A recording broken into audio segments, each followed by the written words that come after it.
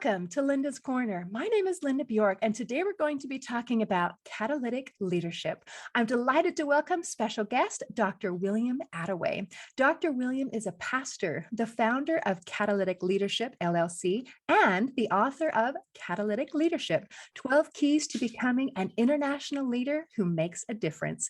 You can reach Dr. William and learn more about his book at catalyticleadershipbook.com, and I'll include a link in the show notes. Welcome, Dr. William. I'm so glad that you could join with me today. Linda, thanks so much for having me on your show. It's an honor to be here. It is a privilege to be speaking with you, and I am pleased and excited to be learning about gaining some better leadership skills from you today.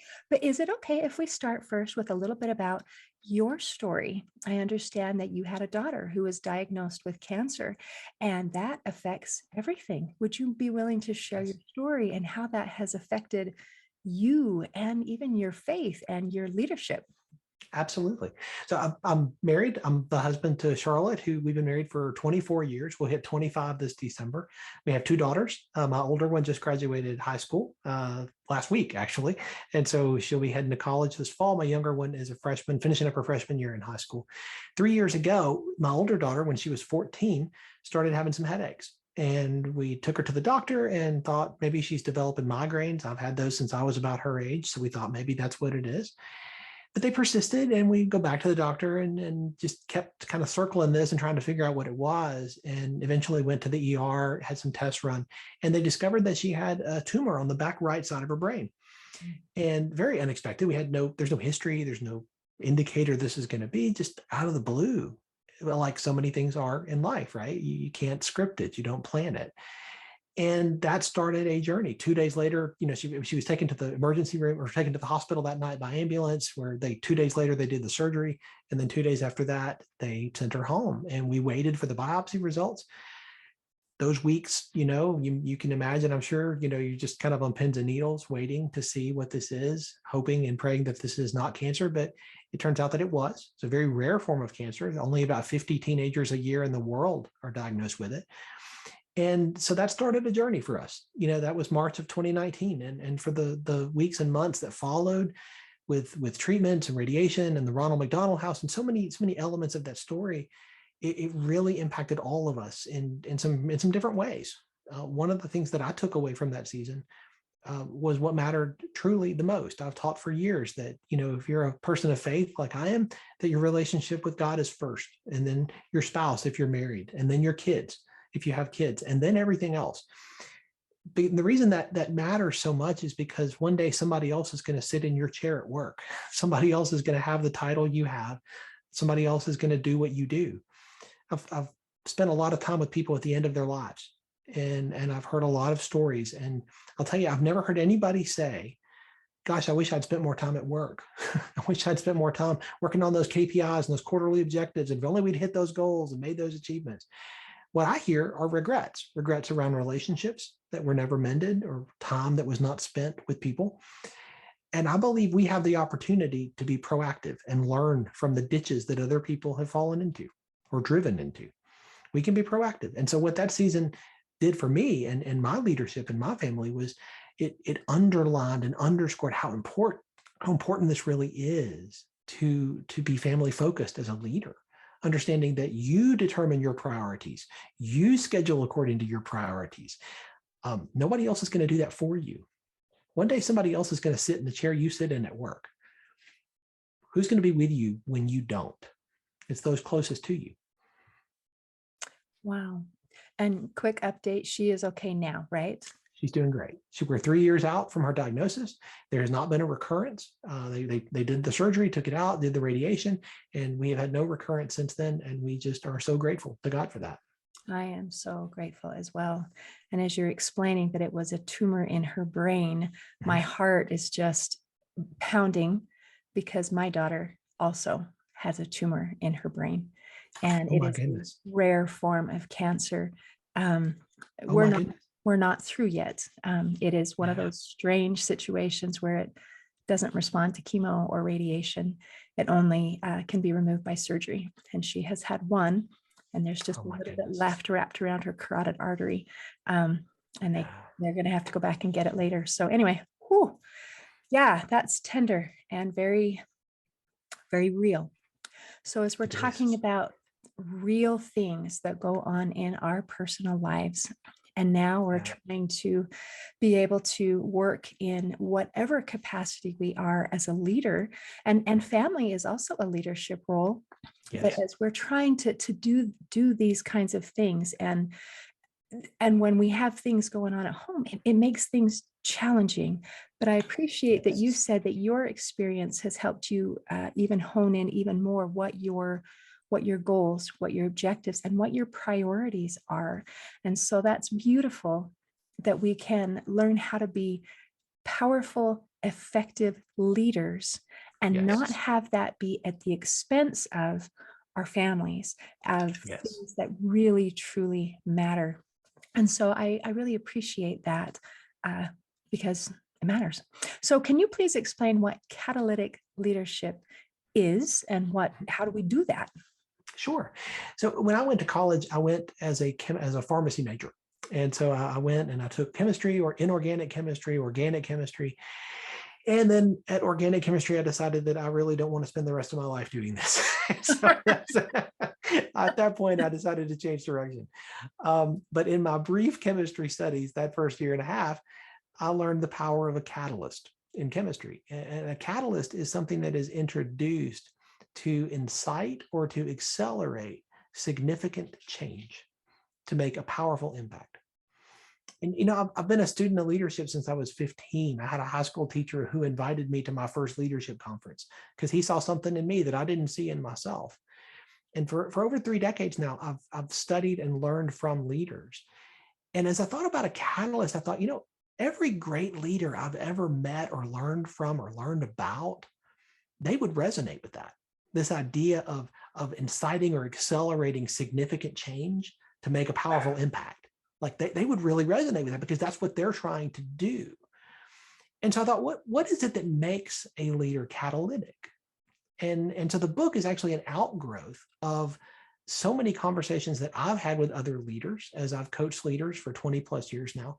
So many things that I've learned in my own journey being a leader for almost 30 years now. And what I've learned in studying and talking to so many other leaders, both reading about them from history and from places I'll never be. But I think you can learn from anybody. So the book is actually the encapsulation of so many of those conversations and those learnings in my journey and the journeys of others. That's fantastic. And isn't it wonderful that those courses that you did not love and knew that that's not what you wanted to be still gave you some insight to be able to make what you do want to do more concrete, more to be able to find that exact word that means what you're trying to do. And as leaders, isn't that really what we are trying to do? We don't try to do everything ourselves. We're trying to light that flame so that we can get other people to be able to rise to their potential and to be able to, so we can all get things done together because we're so much more powerful when we work as a group than when we're trying to do things by ourselves.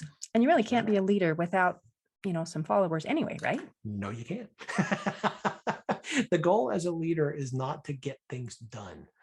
The goal as a leader to get the right things done through other people, Ooh, through teams. That's our goal, right? If you're trying to do it all yourself, that's not leadership.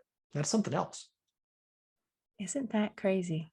And I'm thinking about the concept of servant leaders where there is a lot of work involved. So how would you kind of describe that?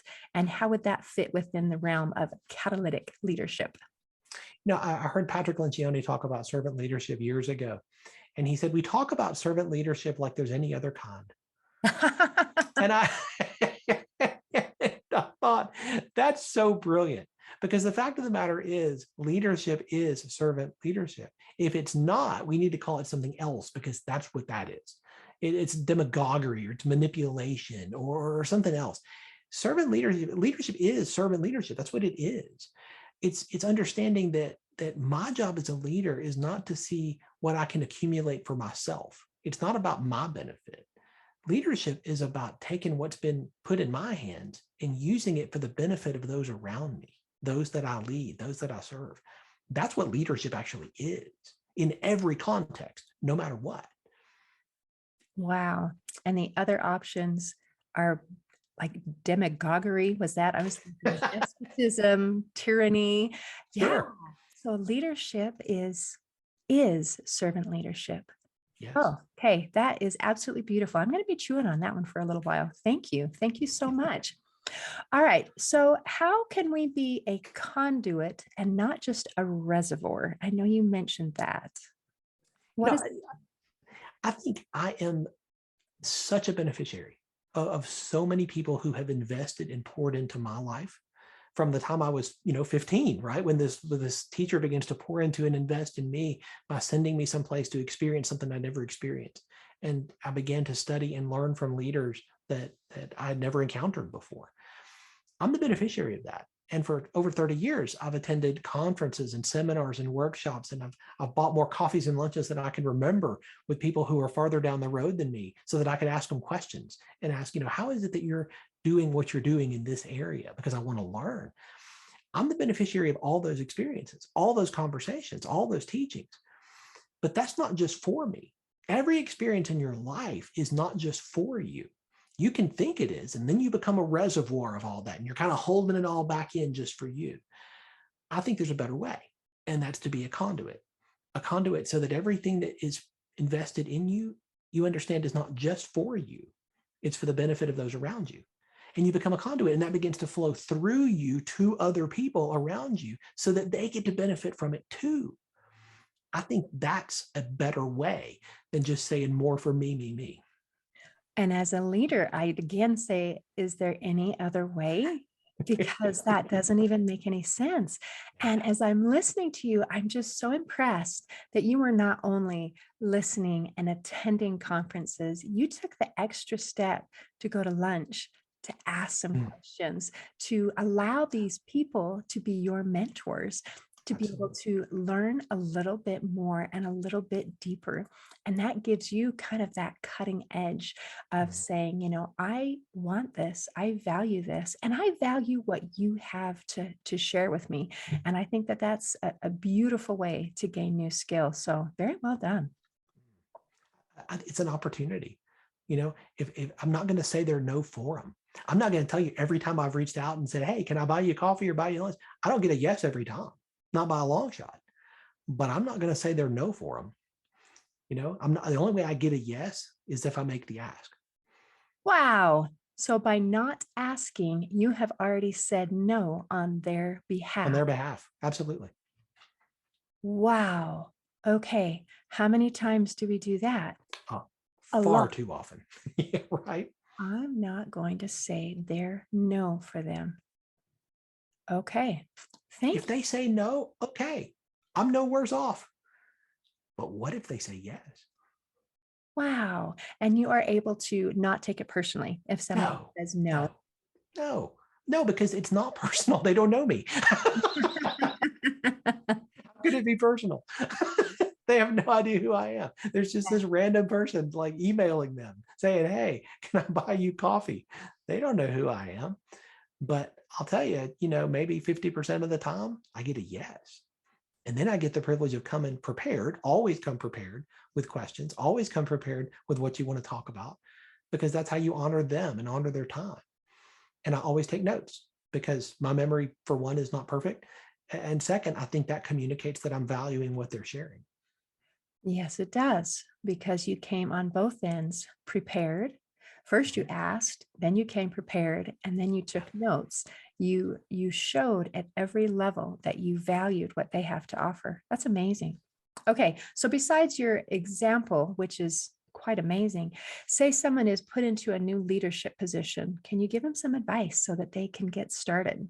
I think the first thing I would do coming into a new role is I would listen a lot. I would ask more questions. I would ask more questions than you speak statements, at least 3 to 1. There is an organizational dynamic. There is a team dynamic. There is history, right? There's organizational identity and DNA, and you don't know any of that yet. So if you walk in thinking that you're just going to start speaking into it and bringing change and bringing new ideas, and I'm just going to come and just, blow things up, that may be exactly what you do. So I would be very, very careful. Ask 3 times as many questions as you make statements. Come in, listen, take notes. When you do that, you're going to begin to understand how that team, that department, that organization works. And then and only then are you going to be in a position to be able to say, well, hey, have we ever thought about this? Have we ever thought about doing things like this? Have we ever thought about trying this? Then you earn the right to be heard. When you walk in just full of blusteriness, you're not earning anything. Wow. And as we think about the concept of catalytic leadership, here we are. The goal is exactly to blow things up, not really blow things up, but to create change. Yes. And I love that begins with listening and understanding rather than walking in with this command, this is how it's going to be. And I imagine not only then are you understanding and your decisions are going to be better and more applicable to what's going on, but I love that you made the suggestions through questions. Rather than, okay, now we're going to be taking a new direction. It is, that's the way you've done it, but it's all wrong. It was, have you thought about this? And then that helps people get buy-in so that you're not fighting them to create this change, but instead we are on the same page making this change together because it's better. Not just different, but better. That's it. If you walk in and you start trying to change things you don't understand yet, my question is, how do you know you're changing the right things? Ooh. You might be trying to fix something that isn't broken, and you may not be addressing something that really needs fixing. That's absolutely true. Begins with asking questions, listening, paying attention, and probably with the same kinds of things that you did at your lunches, your business lunches, where it's, Absolutely. I'm going to come with my set of questions. Yes. I'm going to listen, and I'm going to take some notes. And then from there, then I'll be able to make or ask some questions to be able to pinpoint, because sometimes having a fresh set of eyes, a fresh perspective, because a lot of times we go into default leadership. We do what's always been done because that's what's been done. And there's some safety in doing what's already been done, because if you change things and things don't go fabulous, then you get blamed. But if you do the exact same thing that everybody else has done and it doesn't go fabulous, say, hey, it's not my fault. That's just the way we do things, right? Everybody's doing it, right? The fact is, growth only happens on the other side of change. That's true for me personally as a leader. That's true for you as a leader. That's true for a team, a department, or an organization. Growth only happens on the other side of change. But how do you know what to change? You have to listen. You have to ask the right questions if you want to get the right answers. One of my favorite books is Good Leaders Ask Great Questions. Brilliant book about the value of asking the right questions. That's a skill, and it is a skill far too few leaders have and try to develop. Yes. And I'm thinking about the role of leadership in a family as well. How valuable those same skills are. Yes. Asking the right questions rather than stepping in and trying to demand something. Yeah. The days of leadership being something where you demand compliance with other people, where you send missives out from your corner office and expect everybody to just do what you say. If those days ever existed, they are far in the past. I'm not sure they ever existed because that's not leadership to begin with, as we've already talked about. The fact of the matter is, it's a relationship, and you have to see people, as individuals, as human beings, and you have to listen, and you have to listen to what is said and what is under what is said. And when you do that, then you earn the relational right to be heard. If you're just leaning on your title, if you're just leaning on the title on your business card as your leverage to get things done with people, you're going to find that's a very short stick with which to get leverage. Indeed. And isn't this wonderful that when you do it right, it creates a win-win situation? Exactly. It is a win for the leader, and it is a win for the people that you are leading, because they also are seen and valued, and they matter, And man, when I feel like I am seen and valued and that I matter, then I have a lot more buy-in and That's I right. have a lot more loyalty, I would say. Absolutely. And there's less friction because I feel like we're going the same direction and that this is intended also to benefit me. And that That's right. matters. It does. This is why I think it's so important that leaders understand that their role is not just to get things done, right? It's to get things done, the right things done through other people. And the only way you're going to do that is to get to know them, to know what's in their heart, their hopes, their dreams. And my privilege as a leader is to help them to accomplish those things, both inside and outside the organization. I want to lift them up and empower them and equip them and inspire them to do that. And you know what happens when you do that? You communicate how much they matter, not just because of what they do on your team, but because of who they are, because they're valuable, because they matter.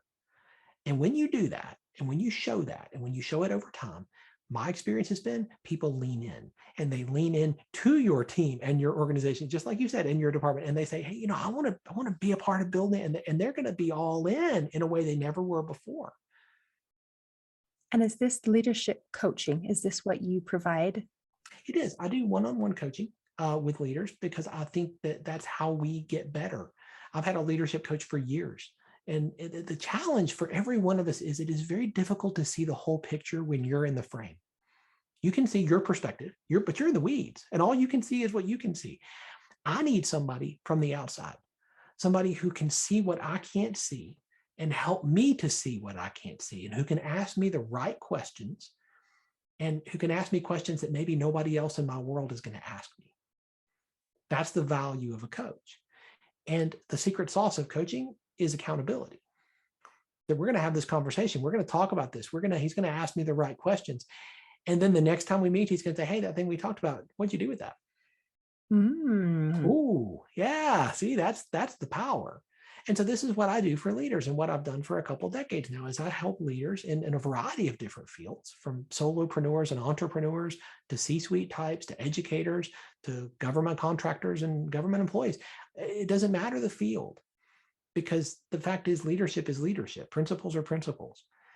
And I ask questions, and I try to ask the right questions to help them achieve what they're trying to achieve and overcome what they can't understand yet, what they can't see. And when they recognize it, then they're able to say, okay, now let's put together a path forward. And then I help them with accountability to achieve that. And that makes all of the difference because, as I like to say it, change comes from a combination of learning and doing.